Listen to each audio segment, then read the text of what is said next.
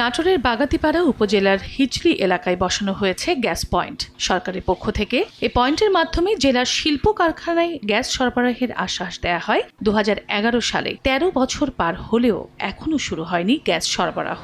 Gas সরবরাহের আশ্বাসে ওই সময় অনেক উদ্যোক্তা শিল্প প্রতিষ্ঠান নির্মাণ করেন, তবে পাইপলাইনের মাধ্যমে প্রাকৃতিক জ্বালানি ব্যবহার করতে না পেরে বেড়েছে তাদের উৎপাদন খরচ। জেলার কর্মসংস্থান বাড়াতে বর্তমান সরকারের কাছে গ্যাস সরবরাহের দাবি এলাকাবাসীর। ব্যবসায়ীরা বলছেন, শুধুমাত্র পাইপলাইনের গ্যাস না পাওয়ায় পণ্য উৎপাদন খরচের বিশাল তারতম্য হচ্ছে পার্শ্ববর্তী জেলা বগুড়া, পাবনা ও রাজশাহীর কারখানাগুলোর সঙ্গে। এমনকি বিকল্প জ্বালানি ব্যবহার করে উৎপাদন করতে খরচ বাড়ছে 40 থেকে 50 ভাগ। এ কারণে কারখানা সম্প্রসারণ করাও সম্ভব হচ্ছে না।